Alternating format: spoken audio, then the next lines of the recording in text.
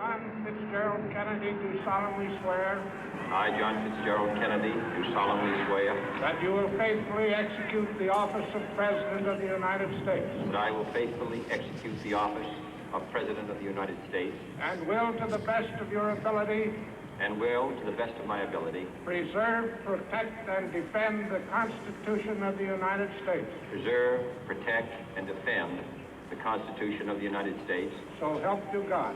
So help me God.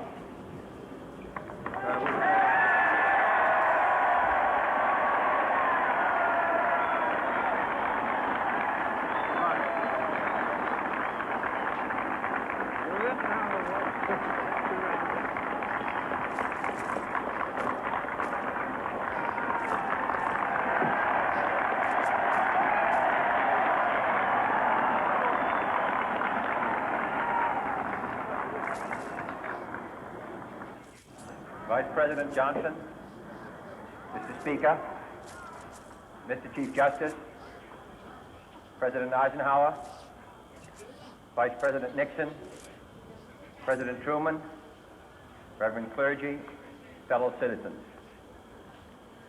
We observe today not a victory of party, but a celebration of freedom, symbolizing an end as well as a beginning, signifying renewal as well as change. For I have sworn before you and Almighty God the same solemn oath our forebears prescribed nearly a century and 3/4 ago. The world is very different now, for man holds in his mortal hands the power to abolish all forms of human poverty and all forms of human life.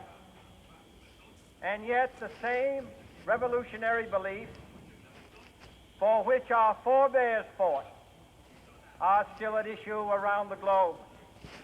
The belief that the rights of man come not from the generosity of the state, but from the hand of God.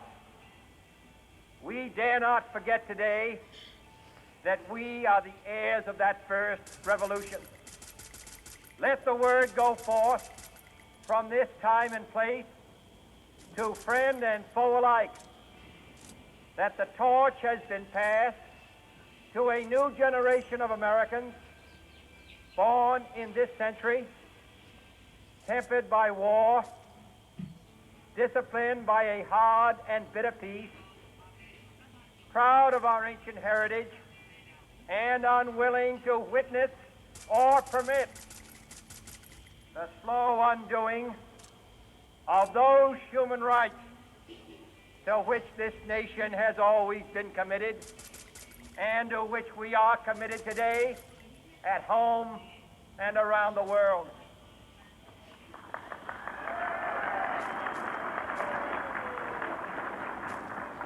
Let every nation know, whether it wishes us well or ill, that we shall pay any price, bear any burden, meet any hardship, support any friend, oppose any foe to assure the survival and the success of liberty.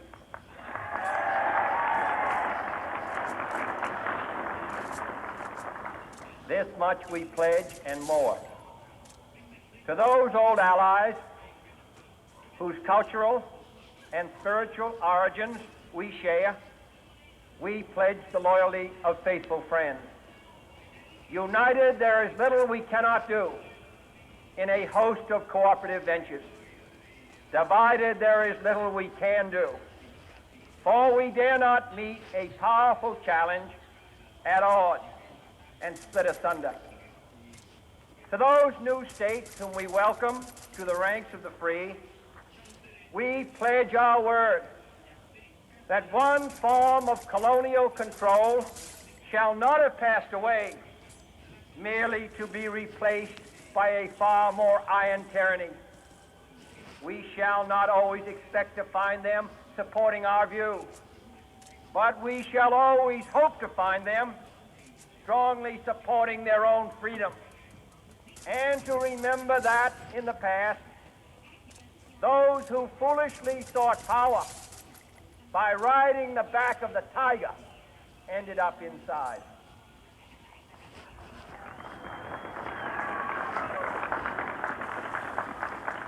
To those people in the huts and villages of half the globe struggling to break the bonds of mass misery, we pledge our best efforts to help them help themselves for whatever period is required, not because the communists may be doing it, not because we seek their votes, but because it is right. If a free society cannot help the many who are poor, it cannot save the few who are rich.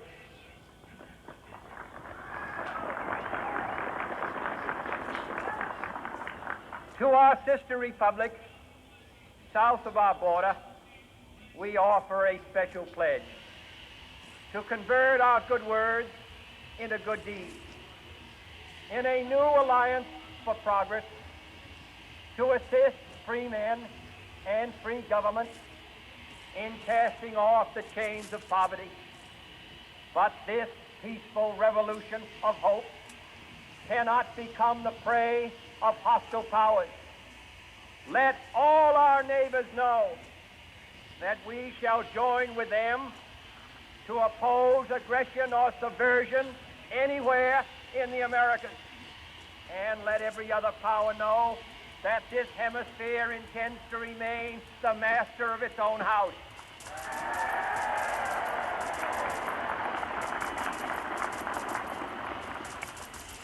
To that World Assembly of Sovereign States, the United Nations, our last best hope, in an age where the instruments of war have far outpaced the instruments of peace, we renew our pledge of support to prevent it from becoming merely a forum for invective, to strengthen its shield of the new and the weak, and to enlarge the area in which its writ may run. Finally, to those nations who would make themselves our adversary, we offer not a pledge, but a request that both sides begin anew the quest for peace.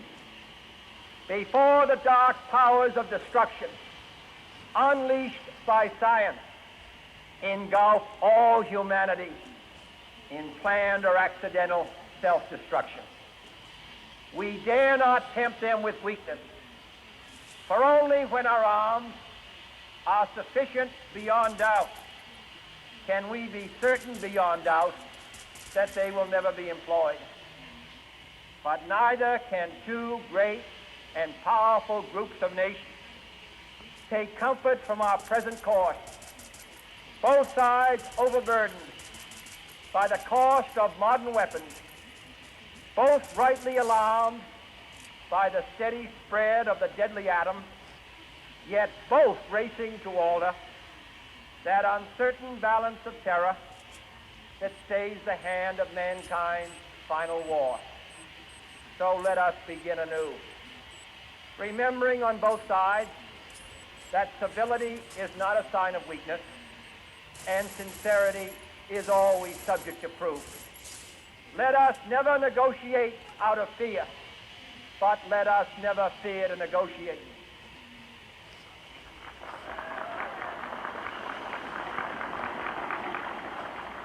Let both sides explore what problems unite us, instead of belaboring those problems which divide us. Let both sides, for the first time, formulate serious and precise proposals for the inspection and control of arms, and bring the absolute power to destroy other nations under the absolute control of all nations.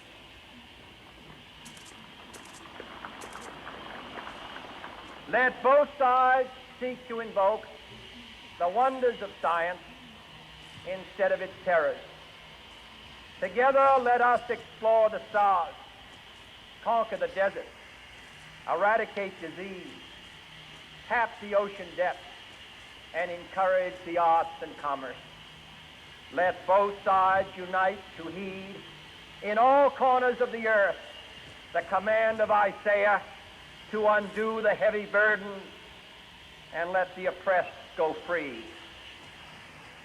And if a beachhead of cooperation may push back the jungle of suspicion, let both sides join in creating a new endeavor, not a new balance of power, but a new world of law, where the strong are just, and the weak secure, and the peace preserved.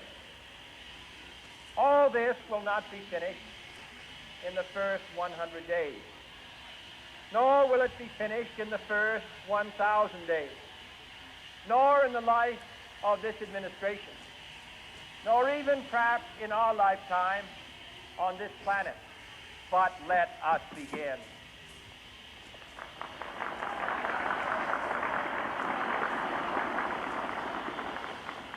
In your hands, my fellow citizens, more than mine, will rest the final success or failure of our cause. Since this country was founded, each generation of Americans has been summoned to give testimony to its national loyalty. The graves of young Americans who answered the call to service surround the globe.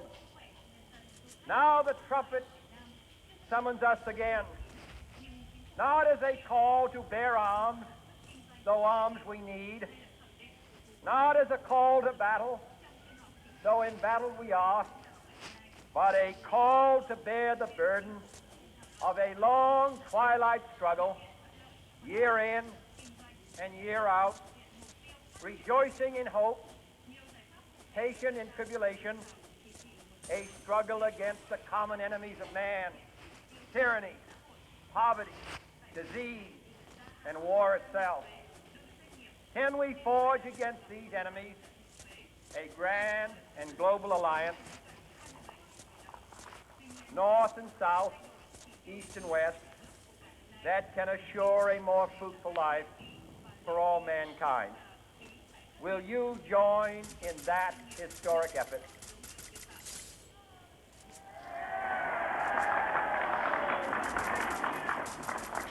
In the long history of the world, only a few generations have been granted the role of defending freedom in its hour of maximum danger. I do not shrink from this responsibility. I welcome it.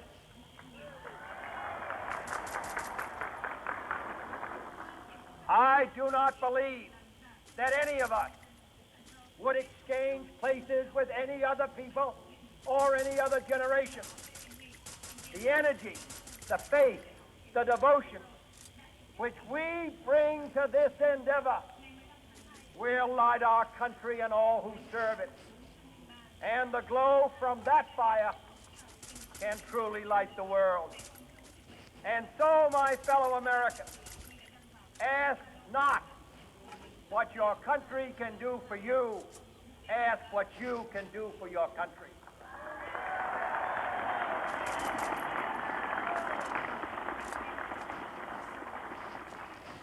My fellow citizens of the world, ask not what America will do for you, but what together we can do for the freedom of man.